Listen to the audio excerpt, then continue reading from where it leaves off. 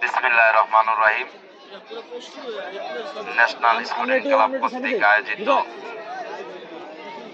Night গোলমাঠ cricket টুর্নামেন্টের আজকের এই উদ্বোধনী খেলায়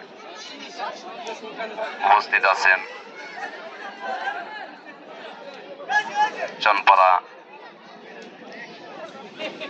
ইউনিয়ন বিএনপির ৬ নং ওয়ার্ড বিএনপির সম্মানিত সভাপতি জয়নাল ভাই। এখানে আরো উপস্থিত আছেন চনপাড়া ইউনিয়ন বিএনপির দপ্তর সম্পাদক খালেদ হাসান রতন ভাই। এখানে আরো উপস্থিত আছেন চনপাড়া ইউনিয়ন যুব দলের সম্মানিত সভাপতি মনির দেওয়ান ভাই। এখানে আরো উপস্থিত আছেন চনপাড়া ইউনিয়ন যুব দলের সাধারণ সম্পাদক মানিক ডালি। এখানে আরো উপস্থিত আছেন চনপাড়া ইউনিয়ন যুব দলের সিনিয়র যুগ্ম সম্পাদক আয়ুব আলী। এখানে আরো উপস্থিত আছেন চনপাড়া ইউনিয়ন যুব দল নেতা বাবু। এখানে আরো উপস্থিত আছেন চনপাড়া ইউনিয়ন যুব দল নেতা জসিম। এখানে আরো উপস্থিত আছেন চনপাড়া ইউনিয়ন যুব দলের দপ্তর সম্পাদক আমিনুল ইসলাম।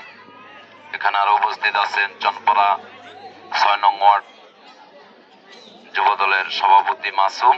এখানে আরো উপস্থিত আছেন চনপাড়া ইউনিয়ন যুব দল নেতা সালাউদ্দিন ভাই। এখানে আরো উপস্থিত আছেন চনপাড়া ৬ নং ওয়ার্ড যুব দলের সাধারণ সম্পাদক আমির হোসেন কুট্টি ও আরো নেতৃবৃন্দ, খেলোয়াড় ও দর্শক ভাইরা, আসসালামু আলাইকুম। ওয়ালাইকুম আসসালাম। আসলে খেলাধুলা করলে মানুষের মন ভালো থাকে, শরীর ভালো থাকে, সমাজও ভালো থাকে। মানুষ নেশা, খারাপ কর্ম কাজ থেকে বিরত থাকে, সমাজের নিয়ে ভাবে এবং দর্শকরা খেলা দেখে আনন্দ উপভোগ করে। কিন্তু আমরা দর্শকদের আনন্দ দিতে এসেছি, খেলা এরকম ভাবে খেলবো যাতে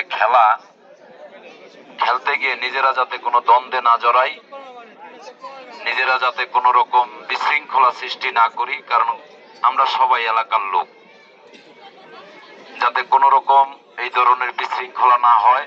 যারা বিশেষ করে এই খেলাটার আয়োজন করেছেন তারা এদিকে খেয়াল রাখবেন।